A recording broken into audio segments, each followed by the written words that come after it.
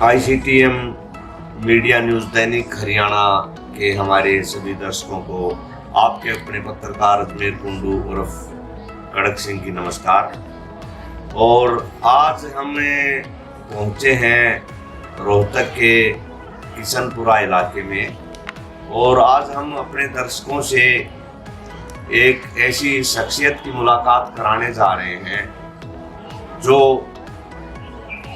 सामाजिक कार्यकर्ता भी हैं और बड़ी जुझारू व कर्मठ महिला नेता भी हैं।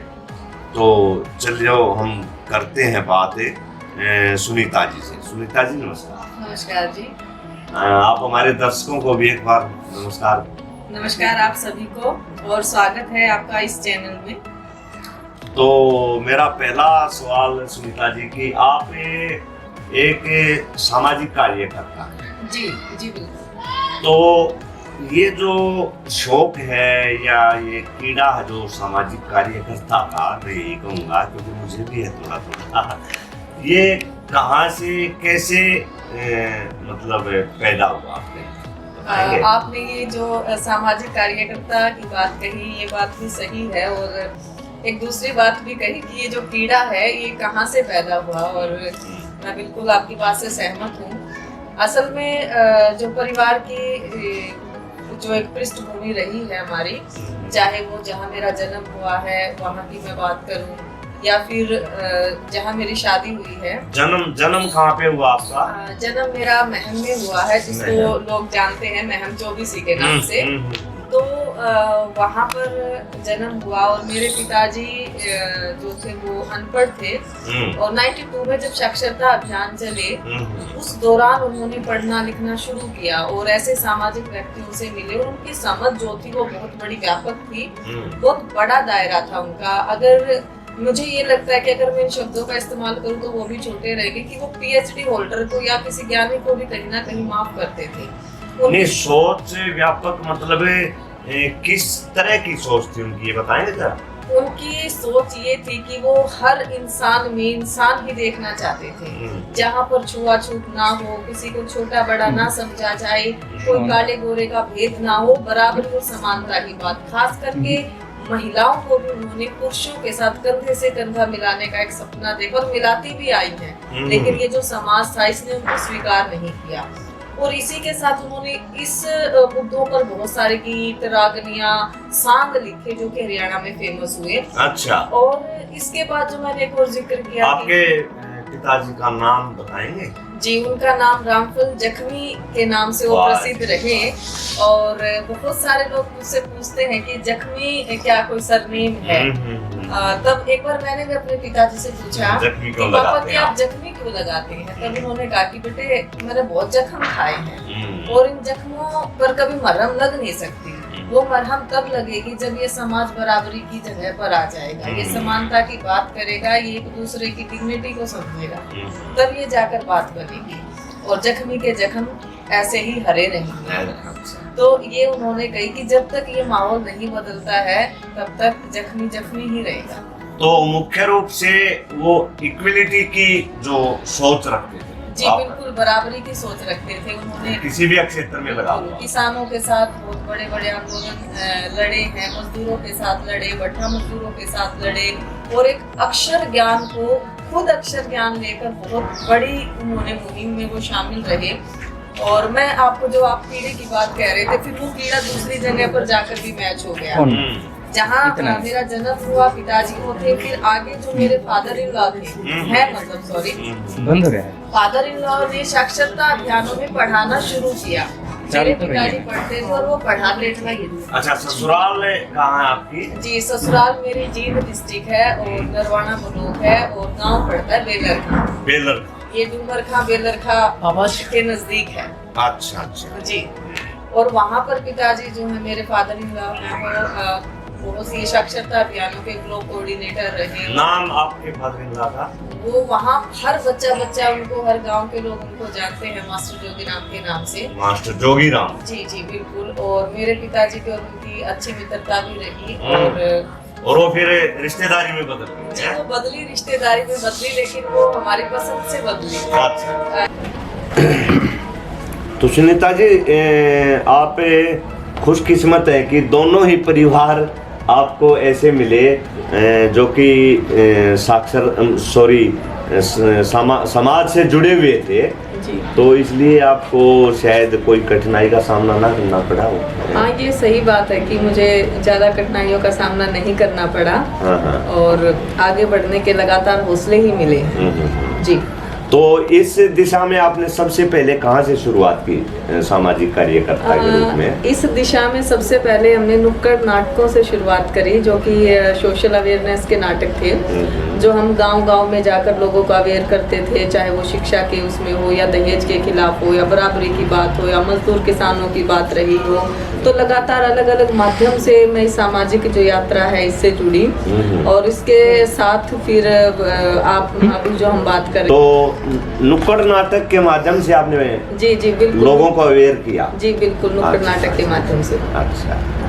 और नुक्कड़ नाटक के माध्यम से आपने अपना काम शुरू किया, उससे आगे का सफर बताइए आप जरा, क्या क्या किया आपने? उससे आगे का सफर तो यही रहा कि उस दौरान ही जगदीप जो है और मैं, हम इकट्ठे ही नुक्कड़ नाटक ही करते थे। और एक कार्यशाला के दौरान हमारे समझ विचार बने और परिवार वालों को पता लगा और फिर हमने एक निर्णय लिया कि हमें काम भी यही करना है, तो चलो हम एक रिश्ते में बन जाते हैं और हम दोनों सहमति से। अच्छा। और फिर हम इस एक मुहिम में चल पड़े। और ऐसा भी नहीं था कि हमारे पास बहुत बड़ी पूंजी हो या बहुत पैसा हो या प्रॉपर्टी हो, ऐसा कुछ भी नहीं था।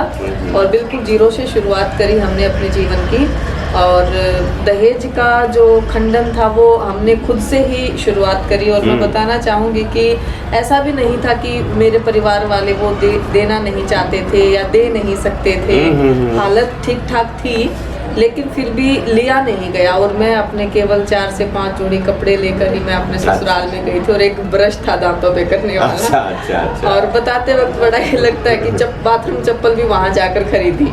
वाह जी। तो ये बहुत अच्छी पहल थी। बिल्कुल। और गांव में लोगों ने काफी कहा कि चाहे वो कास्ट को लेकर हो, पहल क्या लोगों के लिए एक प्रेरणा भी, बिल्कुल प्रेरणा भी रही। हमारी शादी के बाद बेलरखा गांव में काफी लोगों ने जो है वो प्रेम विवाह किया है ऐसा, और परिवार ने उनको सपोर्ट भी किया है। ये प्रेम विवाह अलग चीज है, उसके अलावा जो दहेज प्रथा जो आप बता रहे हैं कि 4-5 सूट और सिर्फ पुरुष लेकर के, ये अपने आप में एक बहुत बड़ी बात है। जी बिल्कुल, बहुत बड़ी बात है। और लोगों ने वहाँ तो किया ही कि भाई ये तो कुछ लाई भी नहीं और इस तरह की चीजें सामने आई। फिर दूसरी एक और चीज आई, भाई दोनों काम करते हैं और पढ़े लिखे थोड़ी के साथ लेके आएंगे। तो शिक्षा का एक वो नजरिया भी था वहाँ पर, और जिसमें और ज्यादा मजबूती थी। और उसके बाद फिर हमने रोहतक ही रहना शुरू किया और जगदीप जी की यहाँ PGI में जॉब लगी, 10 साल नौकरी की। और उस समय जो सैलरी भी थी वो 4000 की ही थी, और उसी में हम अपना घर भी चलाते और फिर ये सामाजिक चीजें भी चलती रहती थी। मैं उस दौर में कोई काम नहीं करती थी। किस चीज की जॉब करते थे? वो यूनिवर्सिटी में काम करते थे, एज ए क्लर्क काम करे। फिर वो मेडिकल के अंदर आए और फिर वहाँ पर काम किया, सिक्रेसी ब्रांच में काम किया। तो काफ़ी एक जिम्मेवारी का वर्क उन्होंने लगातार 10 साल किया। अब उसी काम के साथ साथ फिर हमने आज हम जिस काम को आगे बढ़ा रहे हैं उस मुहिम में हमने कदम रखा। और हमने फिर 4 बच्चों से ही शुरुआत करी, और जिसका नाम आप सभी लोग जानते भी हैं, अभिनव टोली के नाम से। अभिनव टोली की एक शुरुआत हुई। और अभिनव का मतलब है कि हमेशा कुछ नया करो, क्रिएटिव करो, बिल्कुल कि नया करते रहो। तो हमने वहाँ से शुरुआत करी कि हम बच्चों के साथ एक कुछ करेंगे, और हमारा मोटिव यही था कि हम इनको सिखाएंगे नहीं बल्कि इनसे सीखेंगे। क्योंकि बच्चा एक ऐसा है कि वो आपको सिखाता है, वो आपको सही गलत भी बताएगा, है ना, और वो आपको बहुत तरह की चीज़ें और उसका एक व्यापक दायरा भी आपको दिखाता है। तब हमने ये शुरुआत करी तो कुछ ही बच्चे हमारे पास आते थे। हमने सर्वे किए, झुग्गी झोपड़ियों में जाकर सर्वे किए। मैं और जगदीप दोनों ही अपने काम से आते और फिर हम इस काम में लगते, और फिर घर की भी एक जिम्मेवारियाँ थी उसको भी हम निभाते। तो लगातार ये चलता और आज हम इस जगह पर पहुँचे हैं। तो आज अभिनव टोली के नाम से कर रहे हैं आप, जैसा मैं लिखा हुआ देख रहा हूँ यहाँ पे, पथ सोसाइटी हरियाणा। ये जी बिल्कुल, ये सवाल आपका बहुत सही है और मैं इसका जवाब भी देना चाहूँगी। असल में हमारे दिमागों में ऐसा कुछ था नहीं कि हम इसको कोई संस्थागत रूप देंगे। अच्छा अच्छा। हमारा यही था कि खुद की भी संतुष्टि हो और इस तरह की टोलियां हर गली में बने, हर चौराहे पर बने, कि ये जो प्रवासी मजदूरों के जो बच्चे हैं इन तक शिक्षा पहुंचे किसी न किसी तरह और इनको शिक्षा का महत्व पता हो। लेकिन कुछ आप जैसे लोग और समाज के गणमान्य लोग हमसे जुड़ते गए, तब उन्होंने कहा कि इस अभिनव टोली को थोड़ा सा संस्थागत अगर हम बदल दें। अच्छा। और दूसरा, गवर्नमेंट की नज़र में भी ये जाए कि ये रजिस्टर्ड हो, आप इसे रजिस्टर्ड कराएं और ताकि ये और व्यापक बने। तब हमने उस सुझाव को भी शामिल किया और फिर हमने पथ सोसाइटी का इसमें नाम दिया अभिनव टोली को। तो अब ये सोसाइटी का एक अंग है अभिनव टोली, या ये कह लीजिए कि अभिनव टोली की पैदाइश ही पथ सोसाइटी है। मतलब जी, बेस अभिनव टोली है। बेस अभिनव और टोली है। उसके ऊपर जो बिल्डिंग खड़ी हुई है पथ सोसाइटी, जी जी बिल्कुल, पथ सोसाइटी के नाम से जानी जाती है। ठीक है। जो हम कागज कार्रवाई की बात करते हैं या वो पथ सोसाइटी है, लेकिन अभिनव तो हमारा अभिनव ही है, अभिनव टोली के नाम से ही ये प्रसिद्ध है। तो सर इसके तहत क्या क्या काम कर रहे हैं आप? बात करूं तो स्टार्टिंग के दिनों में हमने बच्चों को खुद ही समझा, और या ये कहें उन्होंने हमें समझा दिया या हम उनको समझ पाए। और उस दौरान हमने लो कॉस्ट एक्सपेरिमेंट किए।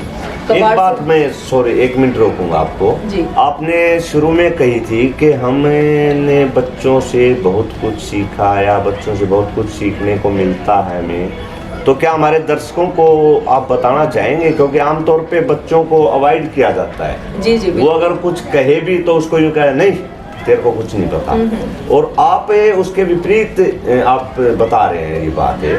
तो आप हमारे दर्शकों को बताएं कि बच्चों से हमें क्या कुछ सीखने को मिलता है। जी बिल्कुल सही बात है। बच्चों से जो हमें सीखने को मिला, एक तो मैं यही कहूँगी कि चाहे इस सोसाइटी में किसी तरह के किसी तबके के लोग रहते हो, जो हम लोगों ने या ऐसे लोगों ने बना रखे हैं, बांट रखे हैं, लेकिन एक बच्चा वो चीज है जिसमें अभी बंटवारा नहीं है। बिल्कुल है ना, बंटवारा शामिल करते हम बड़े लोग शामिल करते हैं, जात शामिल करते हैं, हम शामिल करते हैं, हम धर्म शामिल करते हैं, क्षेत्रवाद शामिल करते हैं। बिल्कुल जी, क्षेत्रवाद शामिल करते हैं कि मैं वहाँ का, मैं वहाँ का, बिहार का, यूपी का। और ये जो चीजें थी बच्चों में हमें ऐसे मिली कि नहीं, बच्चा तो बच्चा है ना, नहीं होती उनमें, है ना, उनमें नहीं होती है। तो ये चीज उनसे सीखी। दूसरा इसीलिए भगवान का रूप कहा जाता है शायद बच्चे। बिल्कुल आप सही कह रहे हैं अजमेर जी, बिल्कुल भगवान का रूप कहा जाता है। और इसी के साथ जब हम बच्चों के साथ काम कर रहे थे तो हमें एक और ये भी मिले कि इनकी जो इच्छाएं हैं, इनके जो सपने हैं, सेम वही सपने हमारे बच्चों के और सेम इनके बच्चों के हैं, या सेम सपने उन परिवारों के हैं जिनको हम ऐसे करके ऐसे देखते हैं, परिवार। बिल्कुल बिल्कुल। तो सपने तो सबके बराबर थे। बात यहाँ थी कि उन सपनों को कौन कितनी लेवल से समझ पाता है। हमने बस उनके सपनों को समझने की कोशिश की। हाँ, हमारे पास वो नहीं था कि हम इनको मशीनें ला के दे दें, मोटर्स ला के दे दें। तब हमने क्या किया कि हमने छोटे छोटे पत्थर इकट्ठा किए, उन पर कलर किया, वो हम डाल देते, कुछ टूटे हुए तार, बैटरी, स्विच, कुछ ऐसे रख देते, कुछ खिलौने के तौर पे, यस, खिलौने के तौर पे कह लीजिए, या ये कह लीजिए कि कुछ ऐसा ऐसी चीजें कि क्या सोच सकता है बच्चा इनके बारे में। अच्छा, उनको जानकारियाँ सिखाने के लिए तब हमने वो तरीका अपनाया जिसको हम लोग पोस्ट एक्सपेरिमेंट कहते हैं कि कबाड़ से जुगाड़।